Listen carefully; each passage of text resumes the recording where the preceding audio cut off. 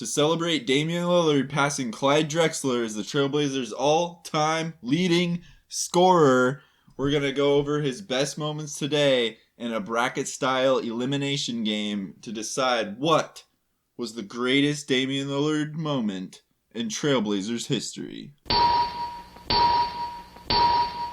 So starting out on one side, we have the year 2014 when he went to the All-Star game and competed in every single event of the weekend. Not only did he play in the All-Star game itself, he also played in the Rising Stars Challenge. He played in the Skills Challenge. He participated in the dunk contest and the three-point shootout. That was a heck of a year. That was made his most of that weekend. Yeah, that had never been done before, where someone came and participated in every single event. And he showed up. I mean, Damian Lillard's never been the all-star weekend guy exactly. I think it's because he's so competitive that he performs better when the pressure's really on. And all-star weekend's not really about the pressure. You know, it's just kind of about going and having a good time. And so I think he's actually performs better in a real game situation, but still in the Rising Stars Challenge, he did pretty well. I think he had, he played like 30 minutes and had a bunch of both three-pointers and, at the rim moves that were really impressive.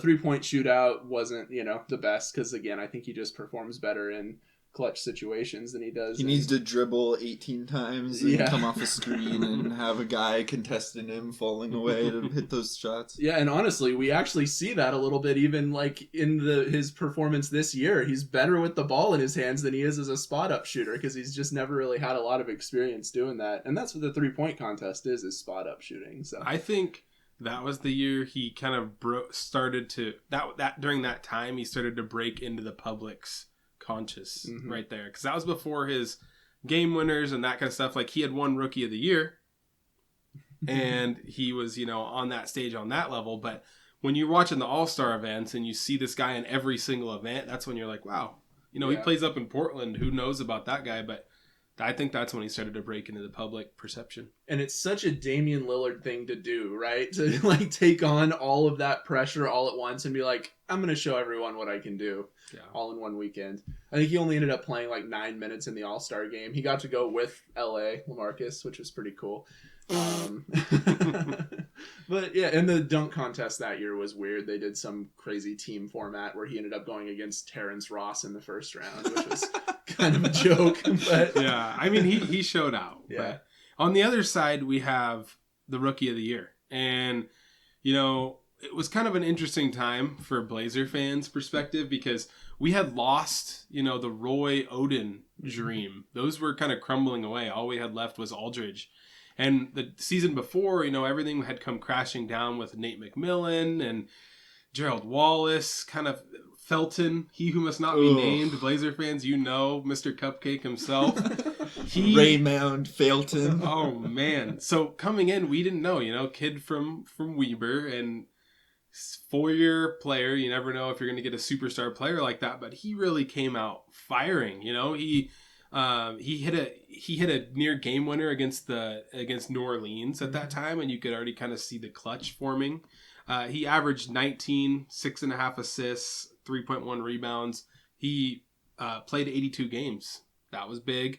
And just already kind of jumped onto the scene and showed like what we were in for. He outplayed Anthony Davis in a few games, I remember, who was the number 1 overall pick. That was really satisfying to see him hitting game-winning shots over Anthony Davis that year. Totally. Yeah. It was really exciting because the last Rookie of the Year we had, we, like you said, we were starting to watch the tail end of his career, unfortunately, which came much too early.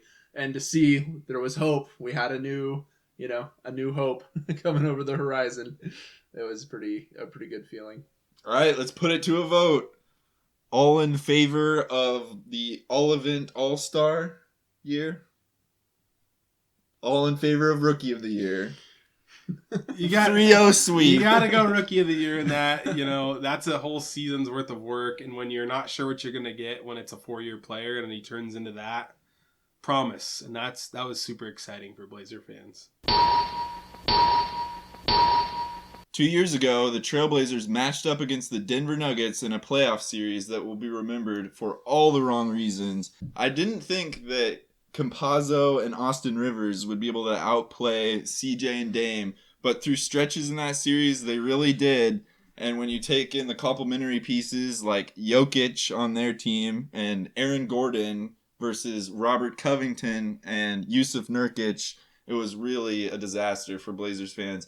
But in Game 5, there was a glimmer of hope. The series was tied 2-2, and going for a 3-2 lead, Damian Lillard put up 55 points, 10 assists, kept digging us out of the holes that we dug ourselves. It was probably the most painful game I've ever watched because he was putting on such an amazing performance, doing everything that he could, hitting every shot that he needed to hit, and it just wasn't enough. It was like watching a tide just crash onto a beach, unstoppable.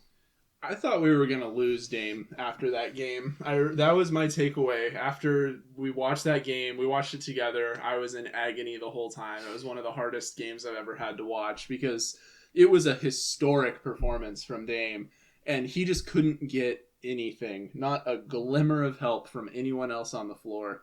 And not only that, but they were actively making mistakes that were sabotaging his efforts.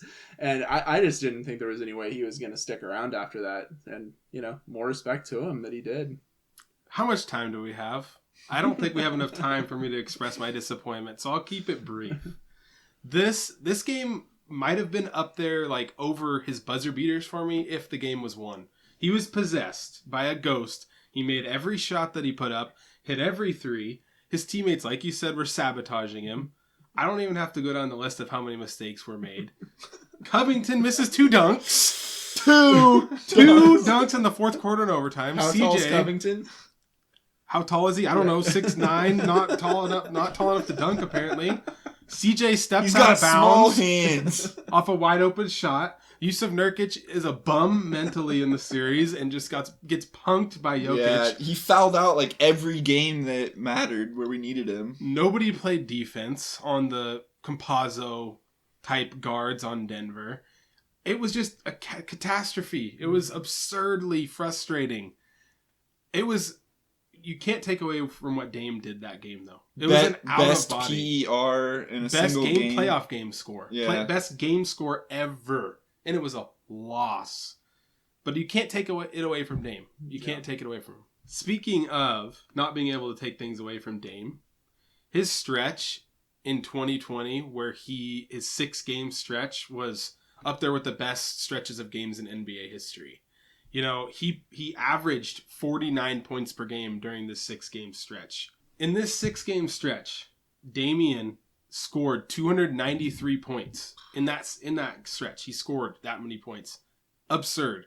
He created 444 points because he averaged over 10 assists per game. That's a one-man wrecking ball. Game right there. stretch. Guess what? This is the most points ever created by an NBA player during any stretch. That includes Wilt. During his 100-point game, that 6-game stretch, he created 415 points. Dame provided more points in that 6-game stretch than anybody ever. Yeah. That is crazy. And it was all efficient. He was shooting over, I think it was 53% from the field and 57% from 3. Look at the scoring from that stretch. 61, 47, 50, 36, 48, 51. He was taking the league by storm. The only thing that slowed him down was COVID. That's literally what Rudy Gobert, Defensive Player of the Year, shut down the league and stopped Dame. That's what it took. That's what it took to stop Dame. He's the type of dude to get on hot streaks that no one has ever seen before. When he goes off in a game, you know to expect it for the next couple of games. It's like he's going to get 40 the next couple of games. I mean, I remember that stretch, and I was thinking, I had like playoff aspirations, championship aspirations, even though he didn't really have the pieces around him that he needed, just because he was playing at such a high level. And we've seen it before where he's gone on a stretch like that and then cooled off. It happens. But still, it was an exciting time to be a Blazer fan. All right, let's put it to a vote. Who votes for the heartbreaker in Denver? Who votes for the Game 6 streak? Game 6 streak wins! This is why we lost the Denver game, and I still, to this day, cannot watch it. Just too painful. Yeah. It's a painful memory as a Blazer fan. It wasn't because of Dame. I think it's the reason that I voted for it. It's just more memorable to me because it was a playoff game. It was the best playoff game ever played, and he stuck around afterwards. I You're thought not it was. wrong. I thought we might be watching the last Damian Lillard Trailblazers game, and he stuck around, continued to commit to what he said he was going to do for his entire career. So it's kind of there's some positive notes within it, I think. There was a December in Damian Lillard's sophomore year where he hit 2 game winners in 3 days.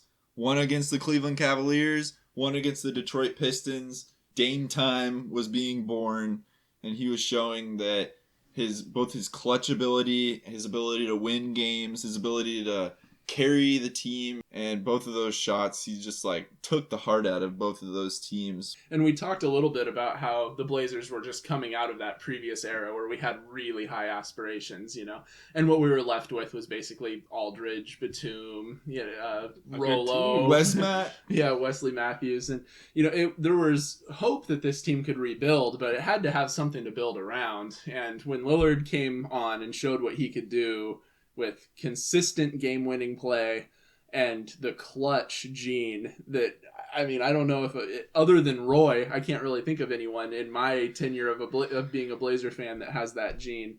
And yeah, it was really fun to watch those few games. And it was just a sign of what was to come. I think Mike Rice at this time drunkenly proclaimed it was Lillard time. I prefer Dame time personally because it rolls off the tongue better, rolls off the mouth better. But that was the time when you're really like, wow, this guy is super clutch. Like you said, sophomore season, but he was a 4-year college player. So you knew he had the confidence going in. He'd been in big games probably before in his college career. Maybe not to that stage at the NBA level, but back-to-back games and you hit a game winner with leaving the other team no time basically remaining to shoot. They weren't technically buzzer beaters, but they were like 0.1 on the clock and like 0.2 on the clock. They're basically buzzer beaters. Yeah. That's awesome from that young of a player to showcase that kind of skill set. On the road in a opposing team's home gym. Mm-hmm. All he needed to do was just work on his timing a little bit, turn him into actual buzzer beaters. Mm-hmm. That's what he did in his 3rd, 4th year. He did. He doesn't need to worry about timing because he can still hit a buzzer beater with 0.9. So let me just really quick set the stage. It's the playoffs during that season, and we're playing the Houston Rockets. LaMarcus Aldridge actually goes beast mode for the first 2 games of the playoffs, and he had like 46 and then completely 18. disappears for the next 3. Yeah, but we stole 2 games in Houston on the road, and then we ended up getting another one at home. We had the legendary Mo Williams coming off the bench. Oh, yeah. He was balling. When it counted, we turned to the kid with the big gut. And wow, what an amazing moment. I was actually in the stands. I didn't get to hear the legendary Mike Tirico call like everybody else did. It's Lillard, he got the shot off, which that gives me goosebumps. God! But I was in the stadium for this moment. And the last sequence of plays was we were going down and we had gotten a stop on a James Harden jump shot. But Rolo, I believe, gets chucked in the back by Dwight Howard. No foul is called. And Chandler Parsons hits a putback. That's what I remember. The whole arena goes hands on their heads, curls up in a ball. The arena is dead silent during this timeout. We call a timeout, obviously, to advance the ball. We inbound the ball. Everybody can see Dame open. I was sitting up back. Like, I could see the play from the far end of the court, basically. And Dame comes open and everybody stands up at the same time, hits it. If he misses that, we go to Houston for Game 7 in Houston. That would have been a tough one to win. I think everyone was worried about that. Ended the series right there, pandemonium. Everyone's hugging each other. Everyone's honking in the streets. That was the first time the Blazers have won a first-round series in, as Mike Tirico says, 14 years. Amazing. One of my favorite parts about that moment is that he just completely called his own number. That wasn't the play drawn up at all. He just decided, come off. He's like, this guy isn't guarding me. Ran, clapped his hands. Get me the Batum ball. got him the ball. Shout out Nicholas Batum. Legend. And pulled and swished a beautiful shot. My we have a different story than you do from when we were watching it. We weren't there, but we were, sitting in the living room with our dad. And what I remember is basically screaming, like exhale screaming for a solid like 20 seconds. I want to say briefly, the other thing that Dame did after the shot, after it was confirmed to be a good shot, he climbed on the scorer's table, grabbed the mic, and yelled, "Rip City." Everyone was already screaming for 20 minutes straight before he did that. And then after that, it was another 20 minutes of screaming. Everyone was just parading around, hugging each other. It was awesome. And the Rip City call by Dame, who can forget it? Who do you think's going to win this round, guys? Let's put it to a vote. Who votes for the game winners in Cleveland and Detroit? Who votes for the Game 6.9 dagger? Woo! It's a unanimous sweep. So we mentioned that 6-game streak where Damian Lillard averaged, 49 points? Completely took the league by storm, and we really wanted to see a playoff run.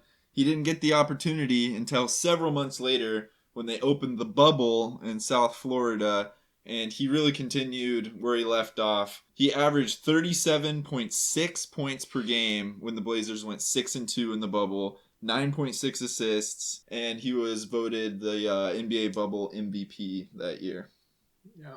I wonder if he has that award on his trophy wall, the Oh, bubble just a MVP, Mickey Mouse plastered on the bubble. Well, the game I remember in that stretch that wasn't in the playoffs against the eventual champion Lakers, was the game against the Dallas Mavericks, and the Dallas would not go away. It was a close game, back and forth.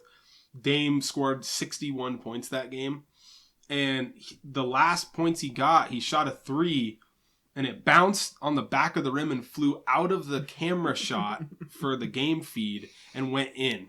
That was crazy. I mean, that's not a normal Dame swish or anything like that, but when that one went up and in, I popped off, After that long without sports, and then you see this bubble thing happen, and then the exciting moments happen. It helped. It made everything feel a little bit better, Yeah, it did. It felt like, oh man, maybe the world's going to eventually come back around. And I mean, I think we could actually measure the difference of Damian Lillard playing in front of a crowd versus not playing in front of a crowd. It was about 5 points a game because he really just continued on from what he was doing before. But he needed the Rip City. We also were right on the verge of making the playoffs. We needed to win almost all of our games. It was a tight race, and so that's when Damian Lillard really steps up too, is when we need the wins. So on the other side of this one, we have to talk about Dame's other big game winner, the Wave. That's a bad shot. It's a bad shot. Story will be told. It was a bad shot. So my memory of that moment is that was this the same night or the night after we watched the Game of Thrones finale? I think the same night. Yeah, I think it was. Because it was all over Twitter. Yeah. It wasn't the finale, it was when Arya killed the Night King. Whoa, spoilers, just kidding. Yeah. She threw the knife at the Night King. Yeah, which ended up being a horrible story decision, but man, when you talk about the feeling of both of those events happening on the same night and the memes that came out of it, the memes of the Night King, Paul George as the Night King. Yeah. It's a bad shot. Story will be told. It was a bad shot. But basically, he ended the Oklahoma City Thunder as they were. After that, they never came back as Paul George and Russell Westbrook. And no matter what Russell Westbrook can say about earlier in their careers, he won the rivalry with that shot. I remember we were watching it, and he was dribbling around basically a step in from half court, maybe two.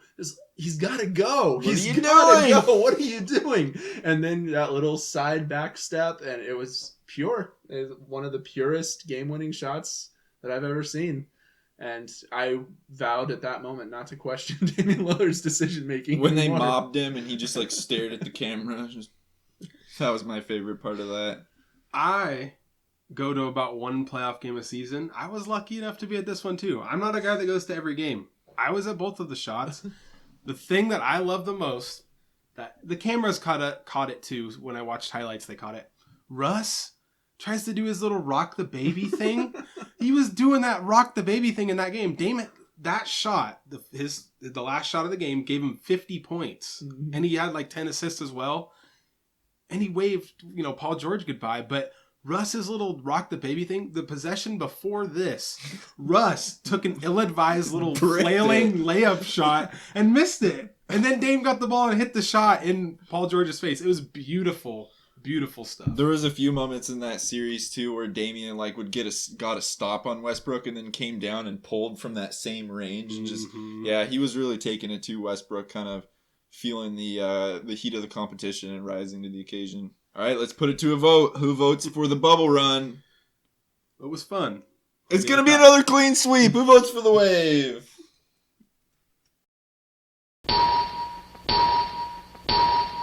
All in favor of the 6-game streak? All in favor of .9? Let's move on. All in favor of Rookie of the Year? All in favor of the wave? All right, that sets up our final. This is the moment you've all been waiting for. This one actually warrants some discussion. The .9 shot versus the Rockets versus the Wave versus OKC. Yeah, I mean those are the two, probably my two favorite Blazer memories. The two most iconic Damian Lillard moments, and I think. Definitely the top two Damian Lillard Yeah, moments. I think there's no question about it. He's one of only, 2 players to hit multiple series-ending buzzer beaters with who? MJ, right? I'm pretty sure that's what it is. So, I mean, what a rare player to be able to do that in 2 different series-ending shots. When he was standing up there with Paul George on him, like we just said, kind of taking up every last moment of the time because he got that timing down. He knows what he's doing. He knows what he's doing. I didn't think there was any way we were going to see a repeat of what we had seen a couple years before. And I remember that the screams that we all let out when he actually made that one were different. The first one was surprise. The second one was can you believe he did it again? Screw you, Westbrook, Yeah. Paul George. Yeah, just satisfaction. Just Yeah. I knew he could do this. It's not that surprising, but the fact that he pulled from there, my goodness. Yeah, that was absurd. And the series itself was pretty satisfying, the OKC series, just because it was a 5-1 or 4-1 win, and they left no doubt who the better team was for that series. Let's put it to a vote. Who's voting for the Wave?